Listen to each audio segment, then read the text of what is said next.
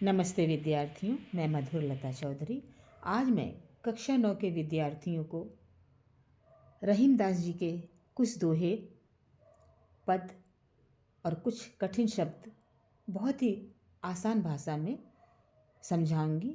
दोहों का अर्थ और कठिन शब्दों का अर्थ मैं बताऊंगी आप लोगों को। जो ये दोहे हैं परीक्षा में आने वाले हैं, मुख्य रूप से आएंगे, तो मैं उनको बहुत ही सरल शब्दों में समझाऊंगी। रहीमदास जी के दोहे जो इस प्रकार हैं। रहीमदास जी के दोहे। जो रहीम उत्तम प्रकृति का, जो रहीम उत्तम यानी अच्छा, प्रकृति का, करी सकत कुसंग, कुसंग यानी बुरा साथ, चंदन विष व्यापत नहीं।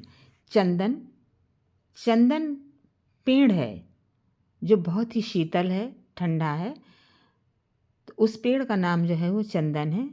विष यानी जहर, विष जो है वो जहर, व्यापत माने पास, व्यापत, चंदन विष व्यापत नहीं, उसके पर कोई असर या फर्क नहीं पड़ता।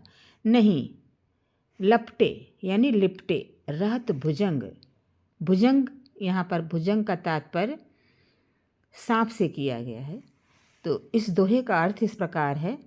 यह है अर्थ इस दोहे के में। इस दोहे में रहीमदास जी कह रहे हैं, इस दोहे में रहीमदास जी कह रहे हैं, अच्छे या उत्तम स्वभाव के या उत्तम स्वभाव वाले व्यक्ति, अच्छे स्वभाव वाले व्यक्ति पर किसी भी बुरी संगत या साथ का कोई भी असर कभी भी नहीं पड़ता है, कोई फर्क नहीं पड़ता है।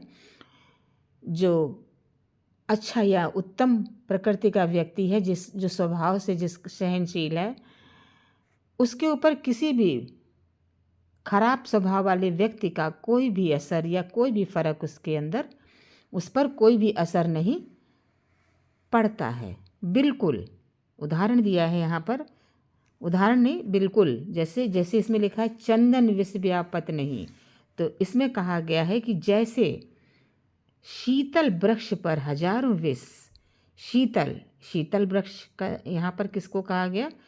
चंदन का विष, चंदन का जो वृक्ष यानी पेड़ है, जैसे शीतल वृक्ष पर हजारों विष, हजारों विष, विष से विषैले, विष से भरे हुए विषैले सांप लिपटे रहते हैं। जैसे जो चंदन का पेड़ है बहुत ही शीतल होता है और उसमें बहुत ही अच्छी महक आती है, उसमें चंदन के वृक्ष में बहुत सारे विषैले विष से भरे जो सांप हैं वो लिपटे रहते हैं, लिपटे रहते हैं। पर चंदन के वृक्ष पर, चंदन के वृक्ष या चंदन के पेड़ पर उसके विष का, उसके जहर का कोई भी असर नहीं होता है। चंदन के पेड़ पर विष से भरे सांप, जहर से भरे हुए सांप जो हैं वो लिपटे रहते हैं, लेकिन चंदन के पेड़ की शीतलता वो कभी भी खत्म नहीं कर सकते हैं। उसकी शीतलता और उनकी शीतलता और सुगंध, जो चंदन के पेड़ में सुगंध है, वैसी ही बरकरार रहती है, वैसी ही बरकरार यानी वैसी ही बनी रहती है।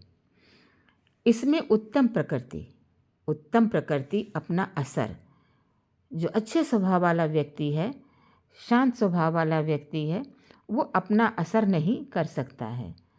तो यहाँ पर रहीमदास जी ने इस दोहे में बताया है कि जो उत्तम प्रवृत्ति के व्यक्ति हैं वो कितने भी बुरे संगत वाले लोगों का साथ कर लें, उनके साथ रहें, उठे बैठें, लेकिन उनके ऊपर कभी भी कोई असर नहीं पड़ता, कोई भी फर्क नहीं पड़ता। जिस तरीके से चंदन, चंदन का जो पेड़ है बहुत ही शीतल ठंडक देने वाला है, उस पर हजारों विष से भरे सांप जो हैं वो लिपटे रहते हैं ताकि उसकी शीतलता जो है वो ले लें। क्योंकि सांप के अंदर जहर होता है तो जहर से गर्मी होती है, तो वो चंदन के पेड़ में जाकर लिपट जाते हैं ताकि उनकी गर्मी शांत हो और उनका ठंडक, उन जो चंदन के पेड़ की ठंडक है वो ले लें। लेकिन चंदन के पेड़ के ऊपर कोई भी असर नहीं पड़ता है, वो जैसा था वैसा ही रहता है। चंदन विष व्यापत नहीं, लपटे रहत भुजंग। चंदन अपने अंदर विष, उस जहर, सांप के जहर को कभी भी ग्रहण नहीं करता है, चाहे उसके अंदर उनके ऊपर कितने भी विष से भरे सांप लिपटे रहें। तो जो शांत स्वभाव के व्यक्ति हैं, उत्तम प्रवृत्ति के व्यक्ति हैं, उनके ऊपर बुरी संगत का कभी भी कोई असर नहीं पड़ता है। यहाँ दोहा व्यक्ति के श्रेष्ठ चरित्र के महत्व और उसकी दृढ़ता को दर्शाता है। ये जो दोहा है, रहीमदास जी का जो ये दोहा है, व्यक्ति के श्रेष्ठ चरित्र, श्रेष्ठ यानी अच्छे चरित्र के महत्व को, अच्छे चरित्र के महत्व को और उसकी दृढ़ता को दर्शाता यानी बताता है। अच्छे व्यक्ति के चरित्र के बारे में बताता है और उसके महत्व जो है वो यहाँ पर दर्शाता है। कुछ कठिन शब्द और उनके अर्थ में बताने जा रही हूँ आप लोगों को। उत्तम प्रकृति यानी सज्जन, सदाचारी स्वभाव वाला व्यक्ति, सज्जन पुरुष, सदाचारी स्वभाव वाला। चंदन सुगंध वाला पेड़ और शीतल होता है। चंदन जो है एक पेड़ है, उसमें सुगंध रहती है और बहुत ही ज़्यादा शीतल होता है यानी ठंडा होता है। विष का अर्थ तो सभी को पता है, जहर या बुराई कहते हैं। नहीं, विष उगल रहे हो यानी बुराई कर रहे हो, और एक जो विष है वो जहर भी है। दूसरा है व्याप, इसका अर्थ है असर करना, प्रभावित करना। भुजंग जो है वो सांप या सर्प को भुजंग कहते हैं।